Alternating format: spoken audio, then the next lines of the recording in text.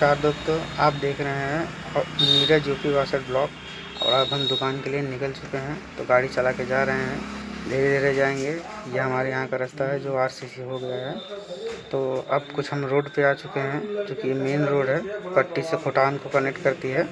तो इसी रोड से हम पट्टी की तरफ जा रहे हैं। पोस्ट ऑफिस के सामने हमारी दुकान है। जिस तरीके से हम जाते हैं दोस्तों, ऐसे ही सबको चलना चाहिए, थोड़ा धीरे। अब हम दुकान पहुँच चुके हैं।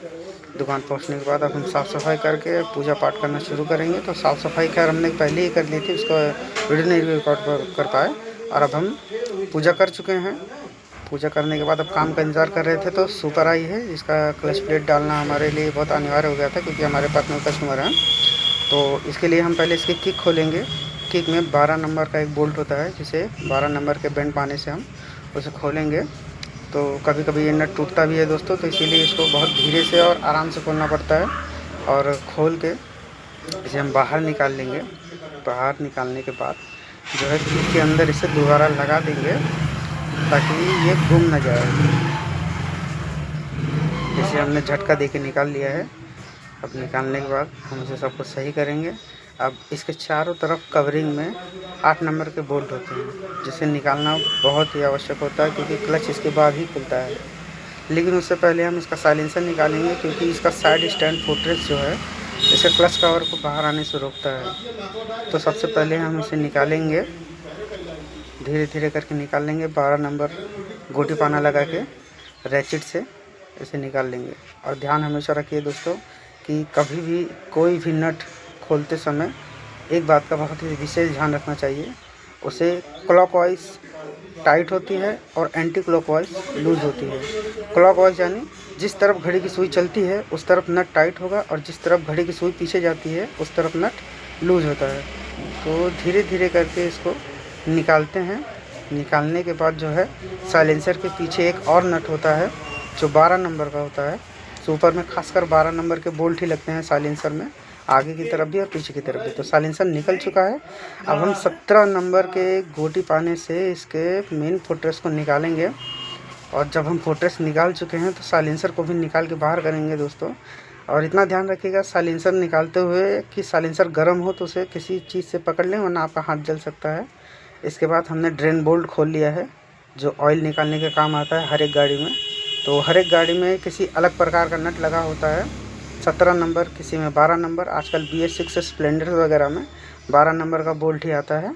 और पुरानी वालों में, जो कि BS4 और BS5 हैं, उनमें 17 नंबर आता है। तो उसे खोल के निकाल लीजिए और सारा का सारा मोबिल निकाल लीजिए। ड्रेन होने के बाद आप 8 नंबर के सारे चेम्बर के बोल्ट को खोलेंगे, तो किसी प्रकार से आपका इसी प्रकार से जो है कि क्लच कवर आपका धीरे से बाहर आ जाएगा। एक बात का ध्यान रखिएगा दोस्तों, जो प्रेशर क्लच प्लेट को प्रेस करने वाली जो क्लच की गोटी होती है, वो गिरनी नहीं चाहिए, नहीं तो गिरने के बाद वो मोबिल में चली जाती है। तो उसको बड़े ध्यान से निकालिए।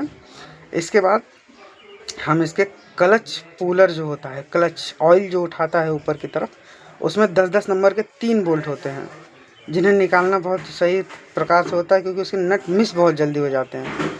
तो हम उसको निकाल रहे हैं और वो निकल चुका है। खैर हमने उन्हें ढीला कर लिया। अब हम धीरे धीरे हर एक बोल्ट को बाहर निकाल लेंगे।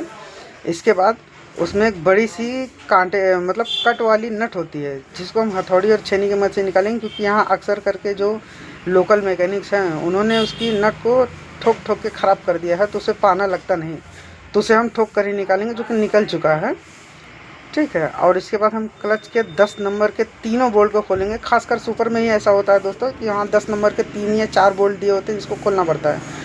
खोलने के बाद उसके स्प्रिंग्स वगैरह को अच्छे से निकाल के, अंदर की सेम वही नट वैसी होती है जहाँ क्लच पुलर में लगी होती है, उसको भी ठोक के निकालेंगे, क्योंकि वो भी ख़राब कर देते हैं ना के लोकल मैकेनिक। उसे निकालने के बाद हम क्लच प्लेट को बाहर निकाल लेंगे। अब क्लच प्लेट सारी बाहर आ चुकी हैं, तो उसकी बड़ी सी वॉशर को जो है अंदर की तरफ दोबारा लगा देंगे, क्योंकि वो घूम जाएगी तो मिलेगी नहीं दोस्तों यहाँ दोबारा।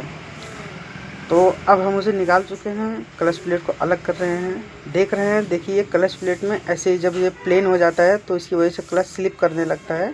तो इसके सरफेस को भी चेक करना बहुत ज़रूरी है, क्योंकि क्लच हब को भी इसी से बहुत ज़्यादा डैमेज पहुंचता है।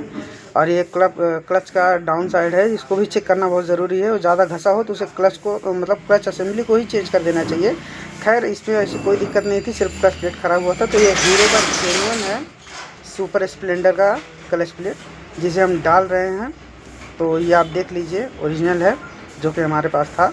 और ये हमारे यहाँ का active 40+ BS6 special grade oil है जो कि सिंथेटिक है। 2 व्हीलर के लिए बहुत ही अच्छा ऑयल माना जा रहा है आजकल। और हमने क्लच प्लेट को फिटिंग तो कर ही लिया है हब के अंदर। अब उसे हम सेंटर में बैठा रहे हैं सही पोजीशन से, ताकि वो अंदर की तरफ बैठे।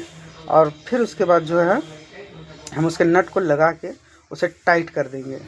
टाइट करने के बाद स्प्रिंग्स की फ़िटिंग करेंगे। तो पहले हम उसे हथौड़ी छेनी से टाइट कर लिए। स्प्रिंग्स की फ़िटिंग करके हमने जो प्रोसेस जैसे खोला था वैसे ही दोबारा उसको बांध दिया है दोस्तों।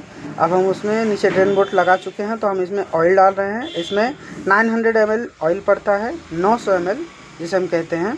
तो उतना ऑयल डालने के बाद हम इसकी सारी चीज़ों को कस रहे हैं, साइलेंसर दोबारा से फिटिंग कर रहे हैं। हर एक चीज़ को फिटिंग करने के बाद अब हम इसकी टेस्टिंग करेंगे, हम इसको चेक करेंगे। तो चेक हमने कर लिया है दोस्तों। गाड़ी बहुत ही अच्छी चल रही है। दोपहर का समय है दोस्तों, कोई भी काम नहीं आ रहा था तो हमने वीडियो नहीं रिकॉर्ड किया, सीधा शाम के टाइम में आ गए, पूजा वगैरह कर ली हमने और हम घर के लिए निकल